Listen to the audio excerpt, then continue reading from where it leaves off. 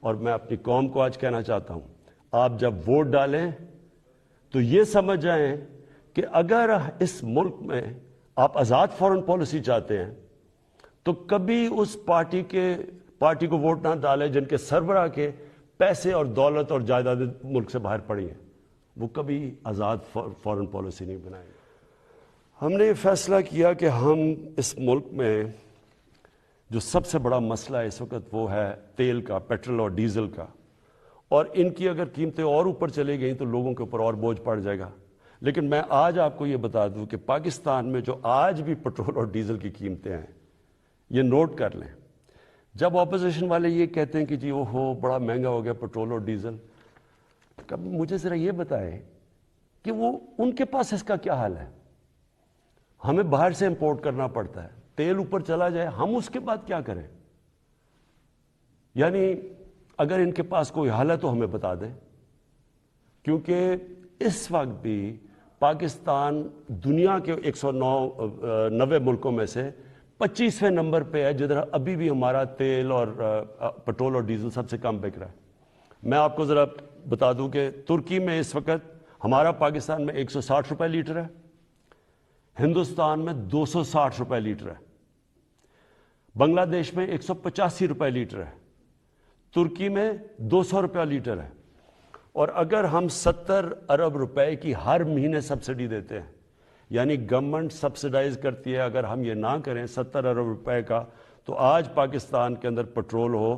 220 روپے لیٹر کا۔ میرے پاس اوگرا کی سمری آئی، انہوں نے کہا کہ 10 روپے زیادہ آپ کو 1 لیٹر پیٹرول اور ڈیزل بڑھانا پڑے گا، کیونکہ دنیا میں تیل مہنگا ہو چکا ہے۔ تو میں آج آپ کے سامنے بڑی خوشخبری سنانا چاہتا ہوں کہ بجائے 10 روپے بڑھانے کے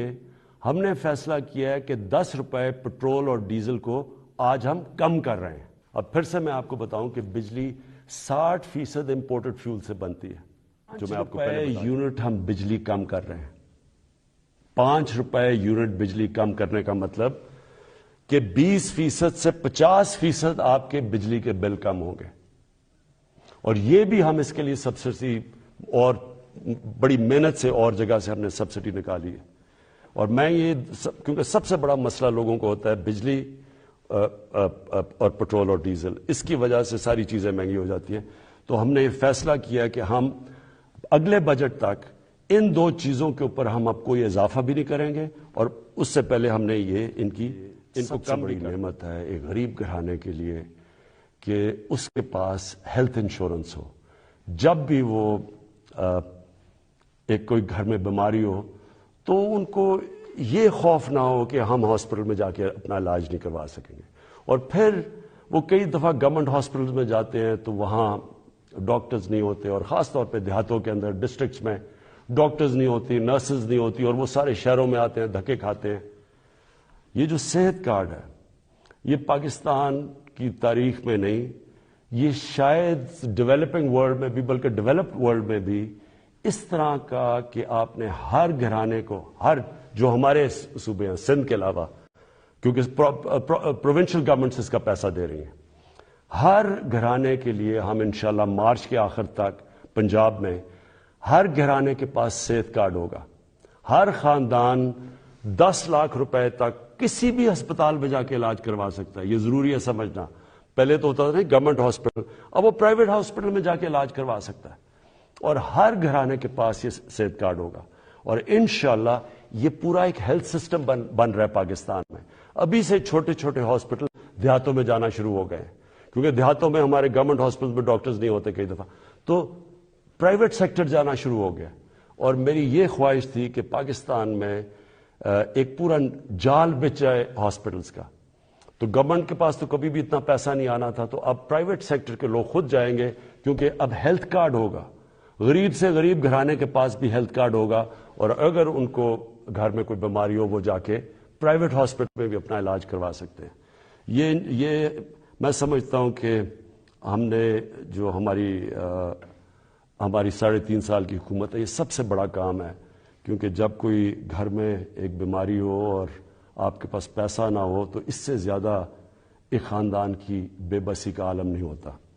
دنیا نے تحریک انصاف جو اس وبا میں جو 100 سال میں ایک دفعہ اتنا بڑا بحران آتا ہے تو دنیا کیا کہتی ہے؟ سب سے پہلے اکانومسٹ میگزین جو دنیا میں ساری دنیا کی اکانومیز کا جائزہ لیتی ہے وہ کہتی ہے کہ 3 سالوں کے اندر جو یہ کرونا کا دور ہے جو ملک ٹاپ 3 میں 190 ملکوں میں جو سب سے اوپر جس نے سب سے بہتر طریقے سے اپنی معیشت بھی بچائی اور اپنے لوگوں کو بچایا ان 3 میں پاکستان ہے. ورلڈ بینک نے تعریف کی, ورلڈ اکنامک فورم نے تعریف کی, ورلڈ ہیلتھ آرگنائزیشن نے خود مثال دی پاکستان کی کہ جس طرح انہوں نے اس چیلنج کا مقابلہ کیا. تو اگر اتنا نااہل ہوتا ملک تو دنیا کے اندر جدھر ساری دنیا کی بڑی بڑی اکانومیز ہمارے سے بہتر سسٹمز جن ملکوں کے تھے, اگر وہاں اتنی تباہی آئی ہے اور پاکستان اس سے نکلا ہے. بل گیٹس جب ابھی مجھے ملنے آئے تو انہوں نے خاص پوچھا کہ کیا آپ نے قدم اٹھائے تھے کہ آپ اتنے بڑے چیلنج سے آپ اتنی بہتر نکلے. وہ باقاعدہ NCOC جدھر سے ہمارا سارا یہ کنٹرول ہم کرتے تھے باقاعدہ وہاں گئے, انہوں نے تعریف. جب ہم تب شرکت کر رہے تھے کہ جہاد تھی کہ افغانستان میں کوئی فورن آکوپیشن ہوئی تو اس کے خلاف جہاد ہے, لیکن اب جب امریکہ افغانستان میں آ گیا تو اس کے خلاف دہشت گردی تھی. اس پالیسی کے میں شروع سے خلاف تھا اور بدقسمتی سے یہ فورن پالیسی پاکستانیوں کے فائدے کے لیے نہیں کی گئی. اس کی وجہ سے 80,000 پاکستانیوں کی شہادتیں ہوئیں, ہمارے 35 لاکھ لوگوں کی نقل مکانی ہوئی, قبائلی علاقہ تباہ ہوا, ہمیں $150 ارب سے زیادہ ملک کو نقصان ہوا. لیکن جو اس کی سب سے شرمناک بات کیا تھی کہ دنیا کی تاریخ میں پہلی دفعہ ایک ملک کسی کی حمایت میں جنگ لڑ رہا ہے اور وہ ملک اسی ملک کے اوپر بمباری کر رہا ہے.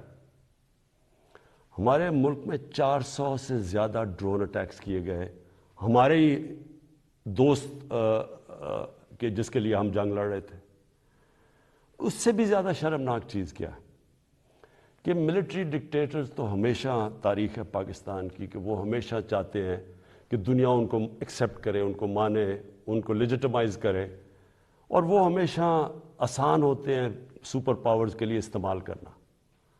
لیکن جنرل مشرف کے دور میں تو صرف 10 ڈرون اٹیکس ہوئے, لیکن جو 2 ڈیموکریٹک لیڈرز آئے